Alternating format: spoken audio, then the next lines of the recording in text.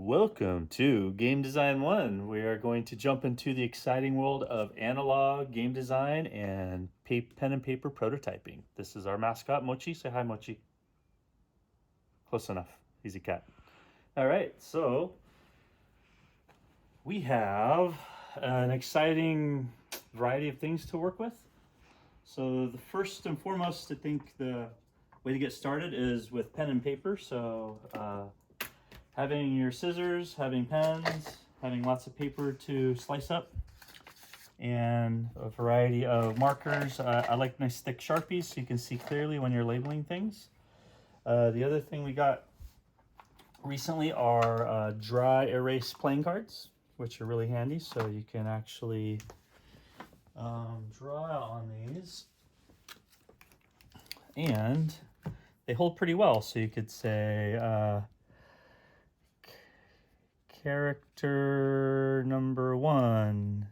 You could say the bully, and you could do the jock, and you could do the dancer, and you could stack them up, and they shuffle pretty well without getting wiped off. But I was testing them out, and oops, they do clean very nicely as well. So looking forward to trying these out. And a set of dry erase markers, of course. You can also order hexagon pieces. So these are blank hexagons that I ordered. I'll give you the links to these. I got them along with the dry erase packs. So index cards, of course, are going to be important as well.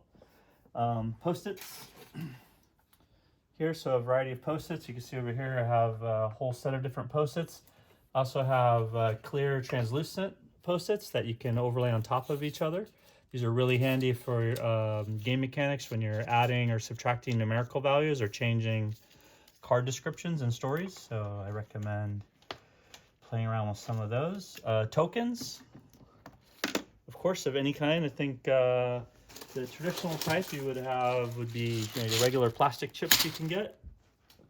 That would also have magnetized pieces that you see in like portable backgammon games. And this is a set of tokens of status effects for Dungeons & Dragons. So you can see the labels on here. I don't know if that shows up on camera. Banished, frightened, blessed, hexed, concentrate, concentration, charmed, stunned. And these are all little discs that come out and then they actually have hexed. And Hunter's Mark, So spell, your most common spell status effects. I just ordered a pack of those for our tabletop game. These little card stands are nice. I got a set of these. These are, there's different sizes for you can set the cards inside of them. So this particular size that I got, I'll show you over here.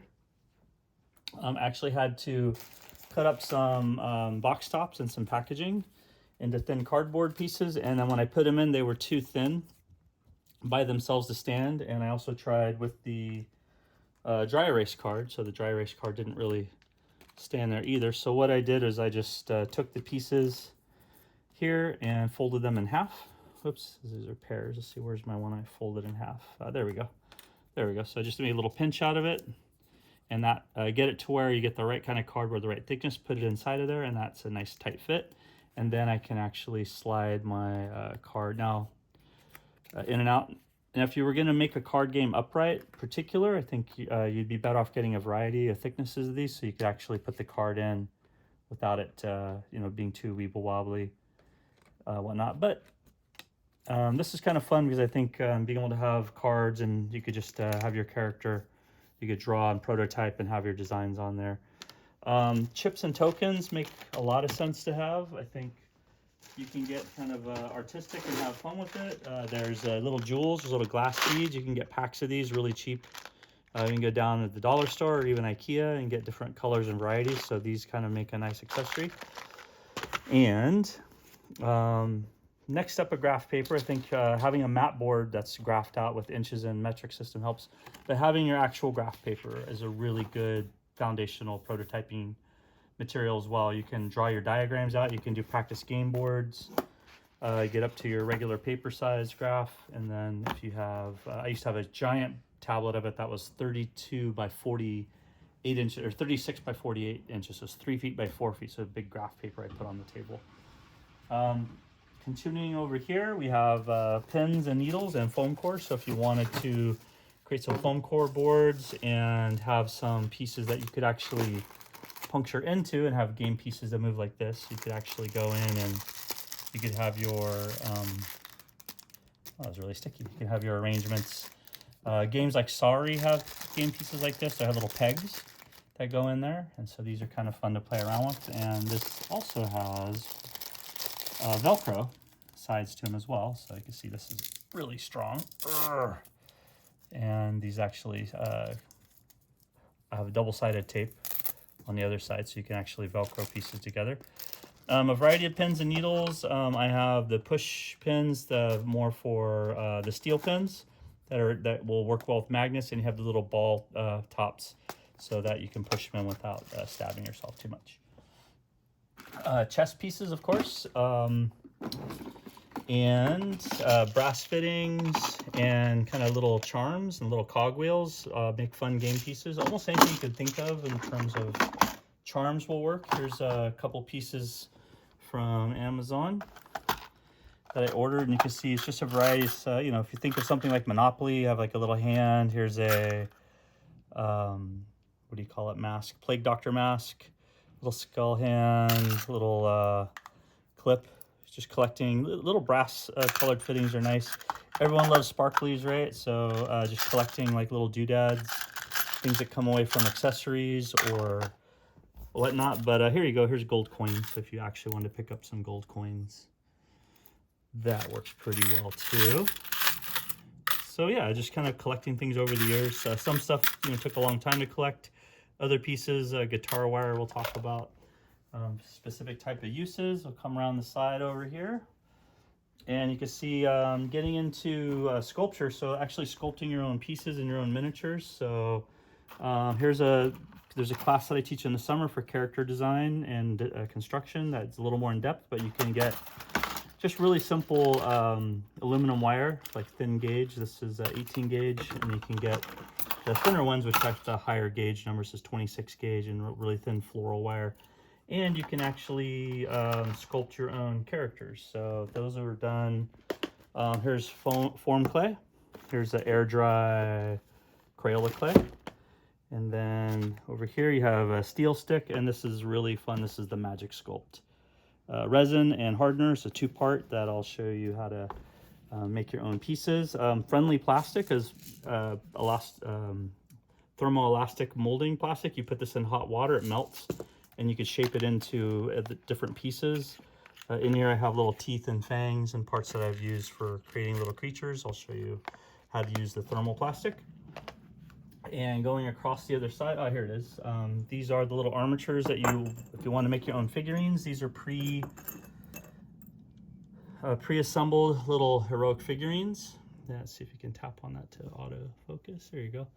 And so you can actually pose your mini here, and then you can add on the clay, which is called gray stuff or green stuff. This is what miniatures were made with before 3D printers. So if I set this down there, you can see I have one side of gray, and then it's a two-part in there, and then you put it on there, and you can actually start sculpting your own little characters. This is like a little Hydra prototype that was done with some wire. Here's the green colored one. This is more the traditional green stuff on there. The other ways you can make your characters for the class include 3D printing. So here's a little mushroom character, Myconid, that's 3D printed with a PLA or a plastic printer.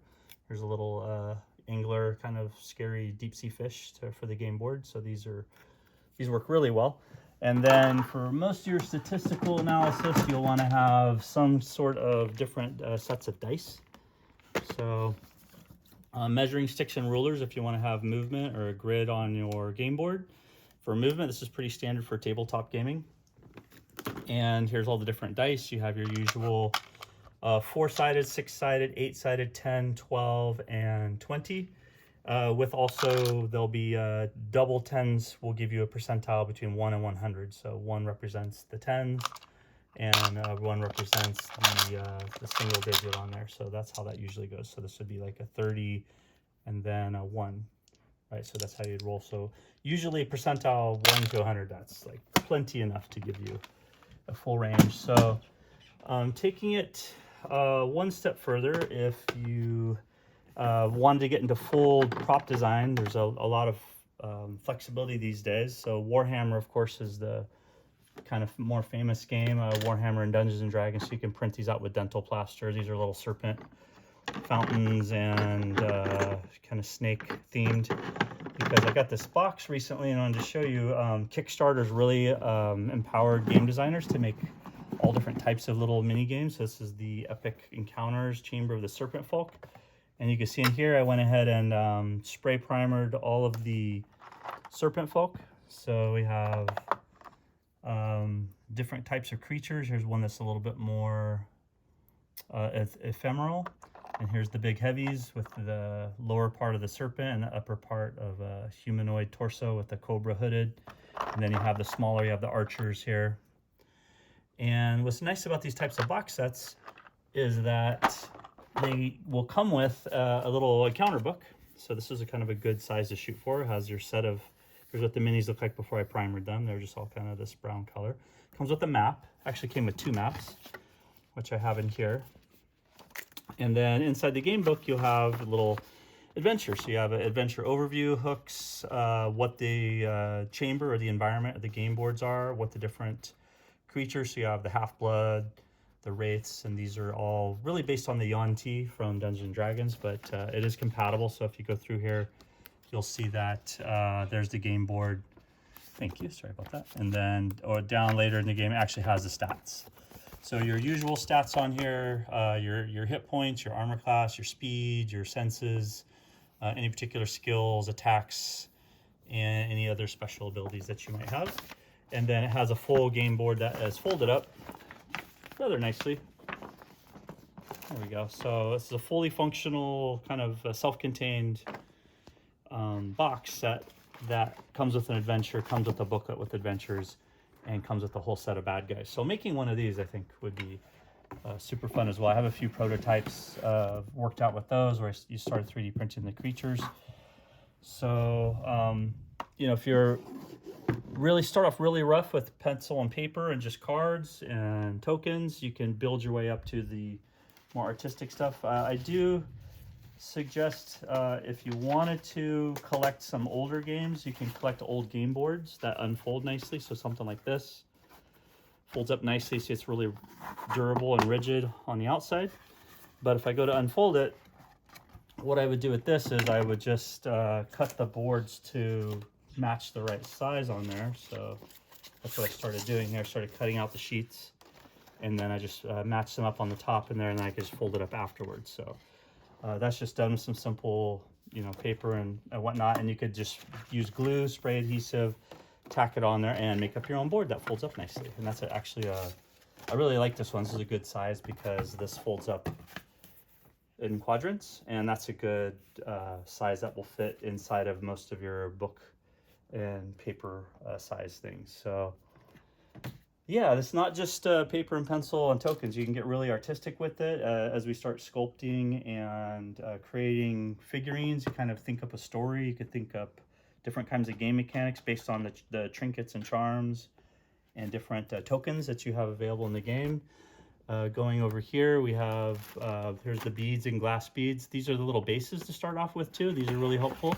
I just ordered a bunch of these recently. So all of my old miniatures from the 70s and 80s, they didn't have very good bases, so a lot of them would fall over constantly and chip and break. So I just ordered a bunch of these little pieces, and these actually make really good game pieces. So you can see here, they like fill in the space really well.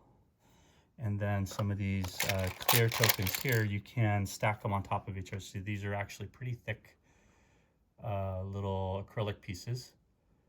You can see it, so I could stack on that, and I could actually mark that with a Sharpie or something permanent, and I can stack them into multiples like this, and then put the characters on top of them. So after I do that, I can then take one of my characters I 3D printed, and sometimes it's hard to do them with a base. And this is a prototype, so he's been, you know, beat up a little bit, but at any point I could just glue him to the base, and now he would be a really nice playable game piece.